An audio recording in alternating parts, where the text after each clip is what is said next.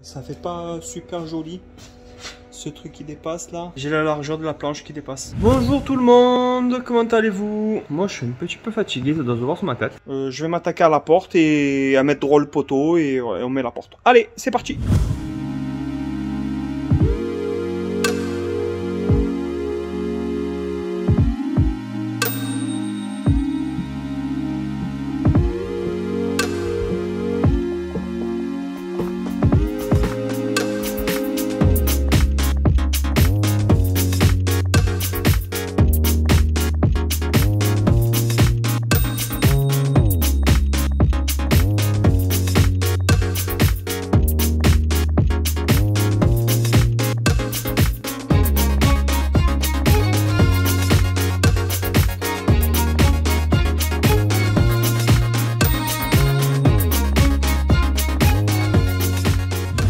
Petit souci, je sais pas si vous avez vu. Donc là la porte n'est pas fixée, hein, elle est juste calée en bas.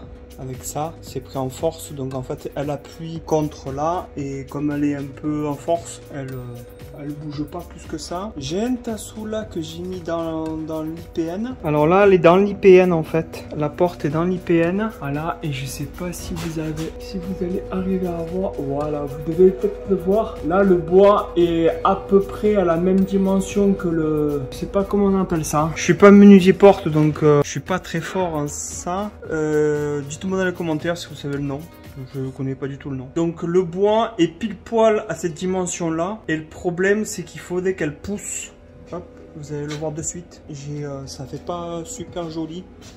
Ce truc qui dépasse là. J'ai la largeur de la planche qui dépasse. Donc en fait ce que je vais faire c'est que je vais être obligé de couper tout le long ce bois. Donc je vais le couper de 1,5. Comme ça la porte va venir par là de 1,5. J'ai fait des trous. Alors je vais essayer de vous les montrer dans l'IPN. Je sais pas si vous allez arriver à voir. Ils sont tellement petits. Attends, je tourne la caméra. Hop, je retourne. Voilà. Ils sont tellement infimes et petits pour le moment que je sais pas si vous arrivez à les voir. Ouais, vous en avez un là. Et juste ici. Ici. Non, ici. Voilà, c'est mieux. Il faut que je les agrandisse. Donc en fait ce que je vais faire c'est que je retourne, je vais visser coller le bois que je vais déligner de suite là, je le visse, je le colle, voilà, et la porte sera vissée dans l'IPN et dans le bois en même temps. Je vais traverser les trois matières, comme ça au moins ça sera directement dans l'IPN. Et là comme je vous ai dit, je vais mettre une traverse juste au dessus, une traverse ou une entretoise là, et je vais mettre un poteau qui monte jusqu'en haut et qui soit pris en bas. Je vais aussi prendre la porte en bas. Il faut que je la déligne un petit peu, qu'elle est trop haute. À la limite, je sais même pas si c'est la peine. Je pense que je vais mettre un bois de là à mon poteau ici, ça sera tout. Hein. Et je la visse d'en haut, tac, tac, de vis. Et en bas, je mets une équerre. Je pense que je vais faire ça. Ça évitera ça sera pris sous les deux IPN comme ça. Et au sol. Bon, on va faire ça. Bon, je me mets à déligner ce morceau de bois là. Je regarde si j'ai un bois qui est assez long d'arriver de là à là. Je pense que oui, je dois en avoir un assez long. Et si elle n'a pas assez long, eh ben je rajouterai des cales ici là pour... je ne dois pas être très drôle. Bon allez, on fait ça et on se place cette porte. Allez!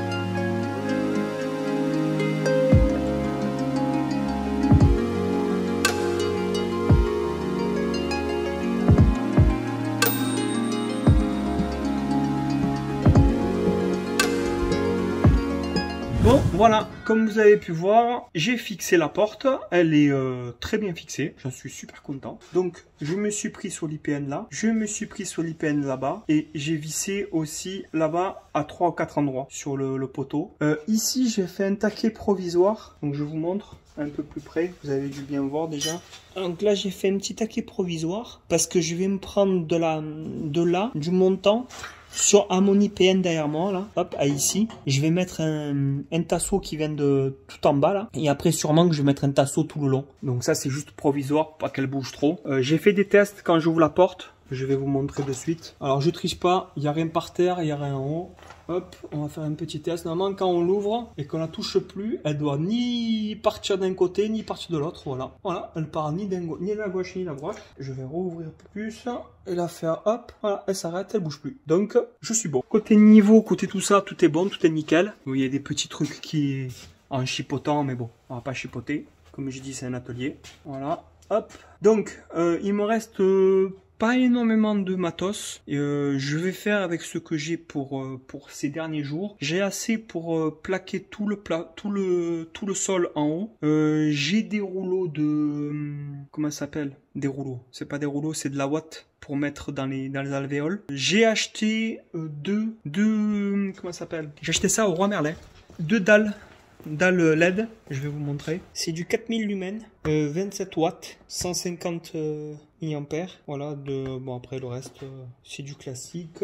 Les dimensions font 10 mètres carrés pour une plaque, pour une lumière. Et les dimensions sont là, voilà, vous avez tout. Elles se présentent comme ça. Elles sont pas mal, hein. Moi je dis qu'elles sont vraiment pas mal. Blanc, tout blanc, normal. J'ai fait des tests quand il fait un peu nuit. Ça rend super bien, ça éclaire super bien. J'en ai pris 2. Donc je vais les mettre une ici et une un peu plus loin. Hop, hop là, voilà. Ici et ici. Je vais en mettre 2. Ici et après de ce côté là je vous expliquerai ce que je ferai de ce côté là. Donc j'ai ça à faire pour la semaine qui arrive. Donc j'ai à plaquer ici aussi, tout fermé là, ce côté comme je vous ai dit depuis la dernière fois. Je vais isoler l'atelier des bureaux. Il me restera que ce fond là, ce petit morceau. Je pense que je le commencerai en placo. Je fais un côté en placo et le côté OSB je le finirai plus tard. Voilà. Là, il me reste assez de plaques. Il m'en reste 3. Je pense que j'en ai assez pour finir ici. Monter jusqu'en haut. Et peut-être finir le toit, là, tout ça, là. Hop, jusqu'à là-bas. Je vais voir si j'en ai assez. Ça m'étonnerait. Peut-être qu'il va en falloir 1 ou 2 de plus. Et après, commencer à plaquer tout le placo ici. Mettre mon rail au sol et plaquer tout le placo. Quand j'aurai tiré l'électricité, que j'aurai fixé mes lampes. Une fois que j'ai tiré mon électricité...